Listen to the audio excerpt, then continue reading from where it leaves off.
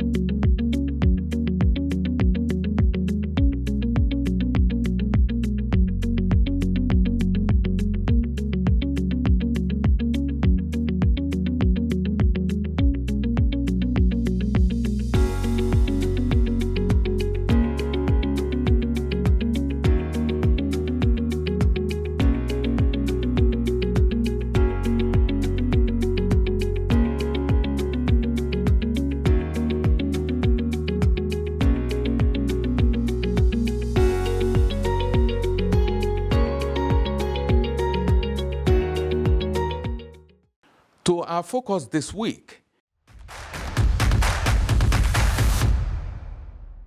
Ekiti Township roads, deepening access, improving optics.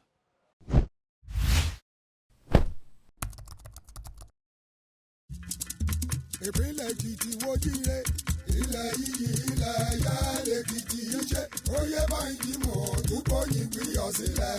Good roads are the lifelines of any thriving community.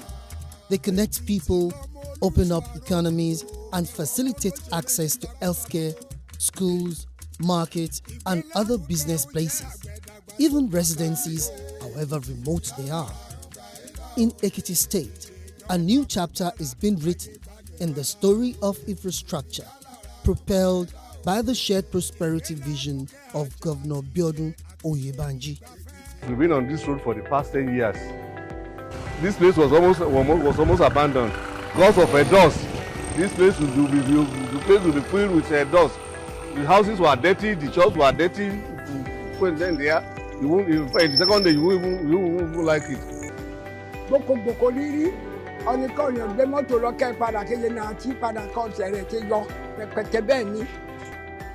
Some bikes sef, they were dodging this road. If you carry bike and you tell them you are going to Oshewa Estate, they will not carry you because this road is very, very worst.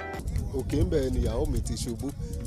Tí ìyàwó mi bá wà níbí báyẹn rí ojú àpá tó ṣubú, ó sì wà ń bẹ̀ ńgbà tó láàárọ̀ tó ń kánjú lọ bí iṣẹ́.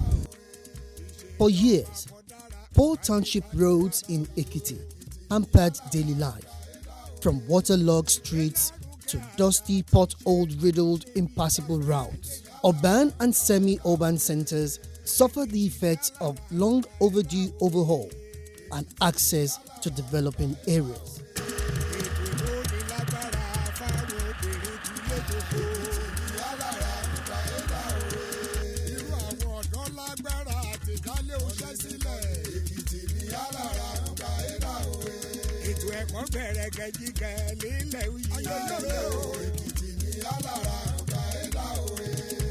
But the tide is turning.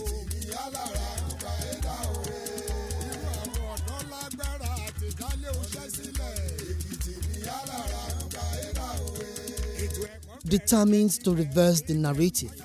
Governor Oyebanji, upon assuming office, prioritized township road infrastructure as a catalyst for development. His administration's focus on urban renewal and community connectivity is not just a matter of policy, but one backed with action.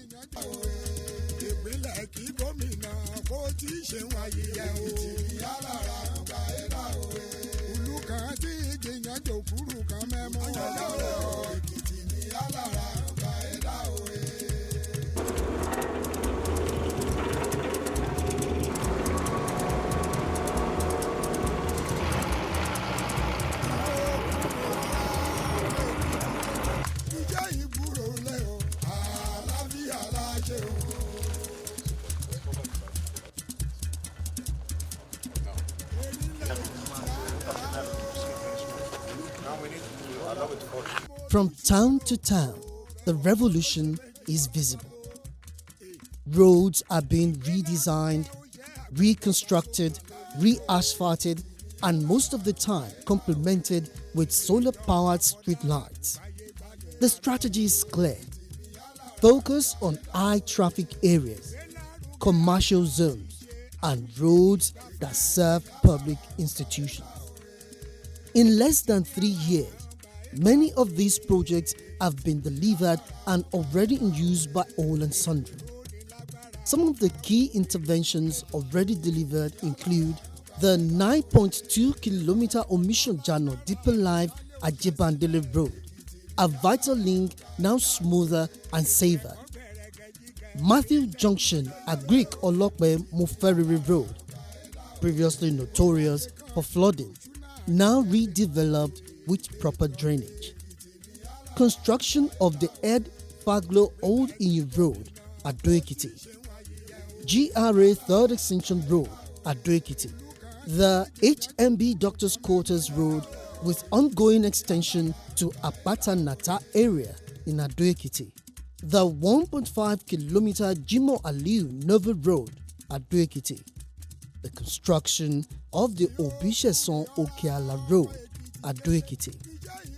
Reconstruction of Bovas Spotless Link Road, Ado-Ekiti. Construction of Ikere Township Road. Construction of Ilawe Link Road, easing intra-town mobility. Ekiti Inner Road linking Boesti. Opening up residential and business communities. Each project isn't just about tar and gravel. It's about quality, access, and opportunity.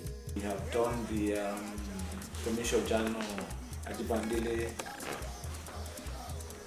stretch of the road up to Ikere. We have commissioned Obisesan Street. We have commissioned Jimoh Aliu and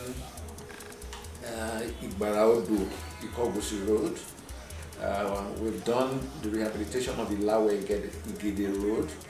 We have rehabilitated HMB Doctors Quarters in Ado. We have rehabilitated Ilawe Road. We are constructing Township roads in G.R.A extension, which leads to the pavilion. We are reconstructing Ikere Road. We are rehabilitating Ikere Road, and a couple of other roads, hopefully, before the end of this administration. This is the type of work we don't even expect for now. Because the street has been so bad. Even if it is before, you cannot even come here with this type of your vehicle. You have to park and take a stroll. So we appreciate this. We appreciate the government of India, especially the board that is leading us with this type of developmental work going on in the state for now. I know what do. Even at 13, we are planning another banner because we didn't expect it. Ọlọ́run adé wà pẹ̀lú wọn Èkìtì a máa lọ síwájú láwùjọ tí wọn tí irúṣẹ́ bẹ́lẹ̀ bá ti ń lọ ó máa ní part tó ní agbára tó sì dáa tó mú ìtẹ̀síwájú wá because èrò àkọ́kọ́ ni pé commercial activities bí ó ti wà boosted ọ̀pọ̀lọpọ̀ àwọn tó ń ta nǹkan bíbáyìí tó jẹ́ pé máa close ní aago 4 àbí wọ́n close before ta wọ́n máa ń dúró di àkókò to they keep till one man dúró petty by go to the corner. Then even movement of people to the street boost the economy morale of the street. So with this road, àdúgbò tẹ̀síwájú, àwọn èèyàn ráyè wọ bí àwọn tó ń tajà, there is improvement on the sales. Even the house rent, àtẹ̀wáṣẹ̀ wọn sọ landlord wa gan ẹ má torí ọ̀nà tó dé o. Kẹ́bẹ̀ sí gbé because àwọn ètò wọn rush bí báyìí or which tó yẹ pé even tábà ń gbòòrò tẹ́lẹ̀ tábà pé doctor scott ọ̀kadà ń wá bí báyìí ọ̀kadà will not come but now the whole street you can see. So we really appreciate the government. The impact is so good on us. A dúpẹ́ lọ́wọ́ ìjọba báwo nítorí pé ó rántí wa ní àdúgbò yìí. Ó pẹ́ tí ọ̀nà wa yìí tá ti ń wá àtúnṣe àti bá oríṣiríṣi ìjọba tá ti bẹ̀ wọ́n pé kán bá wa ṣe ojú ọ̀nà yìí tó jẹ́ pé wọ́n á tún try àtorí pé kò tún ní ṣe ṣe. Ṣùgbọ́n nígbà tí a rí pé wọ́n bẹ̀rẹ̀ sí ṣe ọ̀nà yìí ìyàlẹ́nu ló jẹ́ fún wa wípé báwo rántí wa sí rere. A dẹ̀ gbàdúrà fún wọn wípé àlàáfíà Ọlọ́run á túbọ̀ wà pẹ̀lú wọn. Ní tẹ́lẹ̀ ọ̀nà yìí tá a bá tẹ̀ ń pé ọ̀kadà wípé à ń lọ sí doctor's quarter wá níbo lóde o tó bá ti jẹ́ pé apá bí wọ́n ní wọn ò lọ wọn ò kì í fẹ́ wá.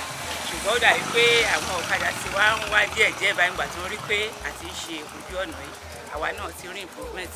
A gbàdúrà yìí pé Ọlọ́run á bá wa gbé já bí wọ́n ti ń rí improvement wípé àwọn èèyàn ti ń gba bí kọjá wọ́n ti rí nǹkan tí à ń tà àwọn èrè oko tí wọ́n kó wá látoko a rí pé wọ́n ti ń kó débí àwa náà ti ń jọlá ìjọba báwo ní àdúgbò wa yìí. Thank God, you can see it instead of you can see yourself now that the road is very good, very smooth. Look at Okada. This place has been a very big place. It's under a month we realized that we didn't get our street light to our street again. Ó jọ dáńsì ó tún gbé ọ̀nà sí bọ́ọ̀sì gangan níwájú ilé mi rí tó bá tọ́nà bẹ́ẹ̀ mẹ́ẹ̀dẹ́ tọ́nà sí yàrá mi. In the evening, you love this place. You can come out anytime. You don't need to fear anything. And we thank God to escape away these hoodlums from attacking our homes.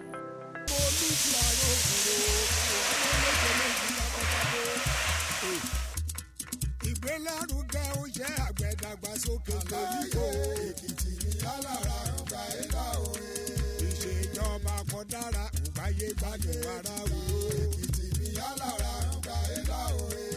Ìgbélárugẹ àṣà àti ìṣe àtúnṣe bí ìgbafẹ́. Èkìtì ní alára ọgbà ẹ̀dá òwe. Èkìtì ní alára ọgbà ẹ̀dá òwe. Èkìtì ní alára ọgbà ẹ̀dá òwe. Ètò ìrónilágbára fáwọn obìnrin túlé tókó. Èkìtì ní alára ọgbà ẹ̀dá òwe. Irú àwọn ọ̀dọ́ lágbára àtìdálé oṣẹ́ sílẹ̀. Èkìtì ní alára ọgbà ẹ̀dá òwe. Ètò ẹ̀kọ́ bẹ̀rẹ̀ gẹ̀jígẹ̀ nílẹ̀ yìí. Mọ́tò gan ò ní lè ráyè kọjá ńgbà míì tó jẹ́ pé àti ẹlẹ́sẹ̀ gan ò ní lè rìn kọjá ṣùgbọ́n a dúpẹ́ lọ́wọ́ ìjọba báwo pé ó ràn wá lọ́wọ́ láti bá wa tún ojú ọ̀nà ń ṣe. Wọ́n tó ṣọ̀nà fún wa gbà mí à ń kúrò ní láago 7 à kúrò láago 6 ṣùgbọ́n sìn gbà mí after 10 a sì wà níbi torí iná máa tàn a máa ríran kò sí pé òkùnkùn wà níbi kan pẹ̀rù ń bà wá láti kọjá gbogbo ọ̀nà yẹn iná yẹn máa tàn títí dé òkè dé ọ̀nà kọ́tàsí lọ́hùn ni. Ìgbà tí wọ́n ti ṣe ojú ọ̀nà Aliu road yìí kò sí anybody kò sí èèyàn kankan kò sí organizer gan àwa tá kan ìgbà tá a wá rí pọ́n ti parí ojú ọ̀nà yẹn táwọn èèyàn ti sí ṣọ́ọ̀bù padà àti gbogbo ojú ọ̀nà ti dáa àwa organizer gan tó ṣẹ̀ wá sí bíbá yìí so bó bá lẹ́ni tí táyà ẹ̀ bàjẹ́ tí mọ́tò ẹ̀ bàjẹ́ mẹkáníìkì gan ti wà ń bí wẹ́dà ti wà ń bẹ̀. ẹnu ìgbà tọ́nà ìdẹ́gà wa gan rí ìyàtọ̀ because mọ́tò ìgbà bí mẹ́ṣíò ìgbà bí tẹ́lẹ̀ gbogbo ẹ̀ ló ti dá tó ti ṣe é rì fún àwọn ẹlẹ́sẹ̀ fún mọ́tò fún everybody ọ̀nà yìí dá kò ìfàtẹ́ ẹnu ìgbà tán ṣe kò sẹ́ni tí ò rí bíi pé bíi dá ibi ìdá ó dẹ̀ ó tún mú kí ọjà wa gan kó tún yá ju ti tẹ́lẹ̀ lọ. wọ́n ń ṣe lẹ́kàn bíi báyìí kò sí ṣọ́ọ̀bù ń bẹ̀ tẹ́lẹ̀ títì yìí ló fà á tán fi wá ń ṣe ní ṣọ́ọ̀bù pé at least pé ó kọjú sí títì so everything tán yìí wá ń ṣe ládùúgbò yìí báyìí ní pé ó kọjú sí títì títì débẹ̀ ọ̀nà débẹ̀ you understand so we so much appreciating ìgbà míì tójò bá ti rọ̀ ibi yìí ò easy àti gbà ibi yìí especially ibi yìí gangan àìmọye mọ́tò ló ti rì síbẹ̀ tá a já sí kòtò tó yẹ pé kí náà ń pè towing vehicle lọ́pọ̀lọpọ̀ máa ń gbé wá tán wá fi ń gbé mọ́tò wọn bẹ̀ mọ́tò yóò bá ti rọ̀ mọ́tò méjì ò tó bẹ̀ kán pàdé ń bì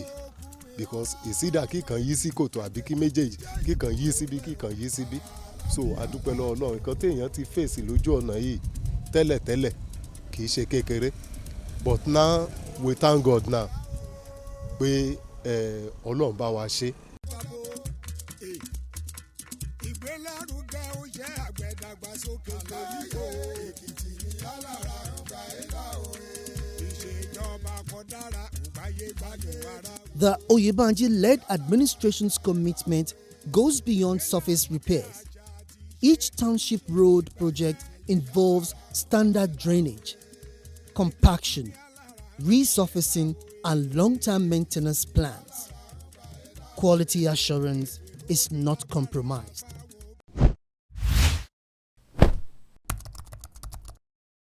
Meanwhile, in the heart of the state capital, Ado-Ekiti, is an emerging legacy project, the second overhead bridge, nearing completion, and an infrastructure born out of foresight and constant data analysis, projected to ease traffic in the busy central business district and make commuting in the township less urgent. We are doing that to also ensure that we create a state capital that is not chaotic, and a state capital, because time is money. People don't know this. Time is money. You just want to reduce gridlock. And there's a limit to what you can do within Ado the way Ado is now, because the bridge spans through the central business district. And that is where you have the most terrific traffic in Ekiti State. You have the Central Mosque, you have the Erekasa Market, you have the Palace, you have the Catholic Church, you have everybody, congregating on that place. And you can imagine what that will be in 10 years' time if you don't do this. So it's born out of a study, but most government didn't want to take it on board because of the financial outlay that it will have required to do it. But we thank God without the president for provision. It's going on, and we know that it's going to deliver before we end this tenure.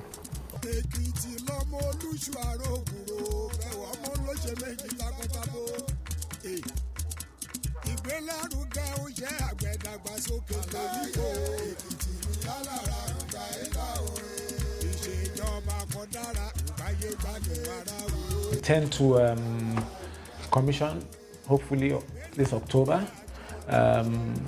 Work is ongoing. I'm sure if you pass by those projects, you'll see that we are ongoing.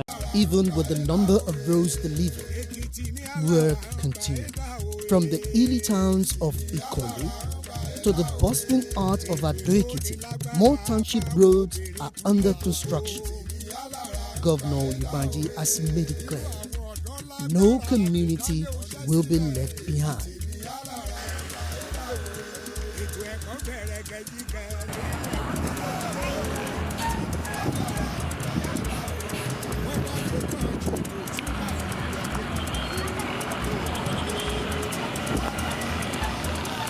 If you think about roads that we inherited, Ado-Ekiti inherited projects. Some of the projects that under the Faglo government were even awarded but hadn't been started. The G.R.A Simbode is about to be completed. Then to think about some of the roads we are undertaking as a government, Ikere Egbaraudo, Ikere Elawe, Ikere Ikogosi. If you think about the Ikere hub, the hub of the south, Ikere has not seen that level of road development in its history. You are effectively connecting Ikere to every part of the Ekiti State. The road that leads to, for example, Itaure-Okemesi, that's a very important state road that is being constructed. If you think about the roads in the south, in Oye local government, there's no senatorial district today that hasn't seen a lot of road development. I always say it's important to state that this government has budgeted over 200 billion since inception on road reconstruction or rehabilitation, right? We've spent over 150 billion on roads. It's unprecedented in the history of this state. I don't think any government has undertaken the level of road reconstruction projects we've done in Ekiti State. And it's not stopping. it's an ongoing process. January, when we came back from the Christmas New Year break, Mr. Governor invited all the contractors to a round table meeting to ask them for their problems and other issues that may arise during the construction period. And he assured them of government's part that all funding will be made available so that there will be no hitches on all these projects.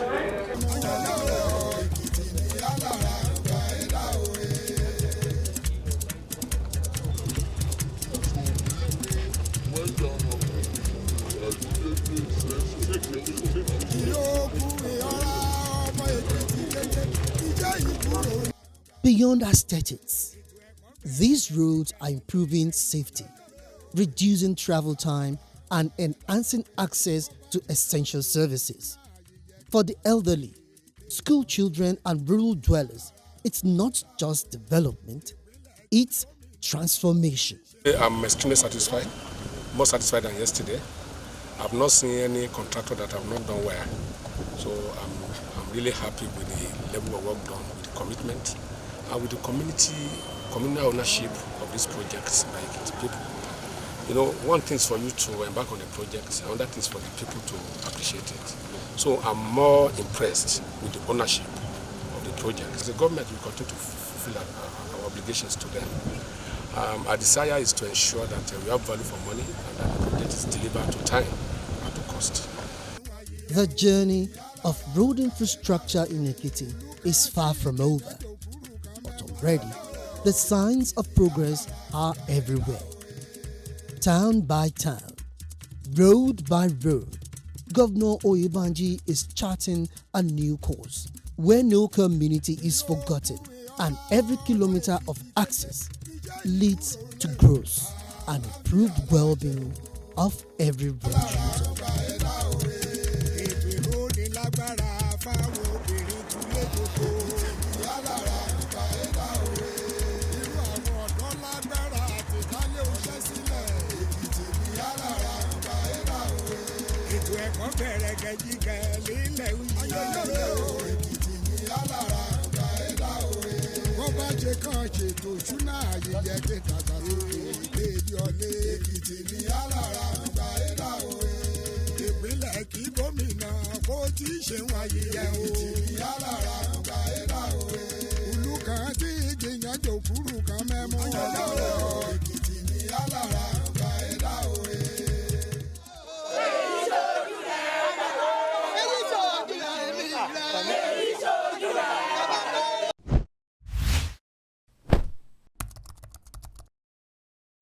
From intra-roads to township and rural roads, the Oyebanji-led administration is laying a new foundation of solid infrastructure that puts the people at the center of development.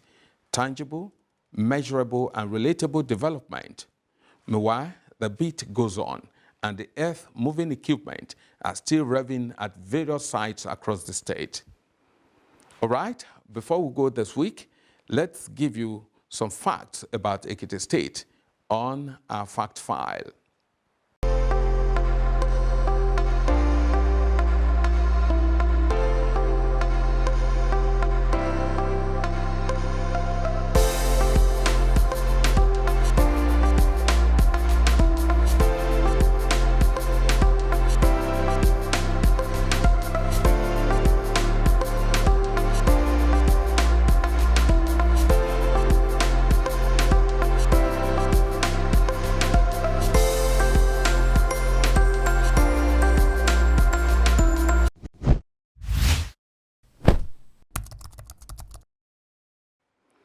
Okay, that will be all for now on Ekiti on the Move this time. Thanks for watching the program. You can watch this episode again or any of the previous editions on any of our social media platforms showing on your screen. It is bye for now.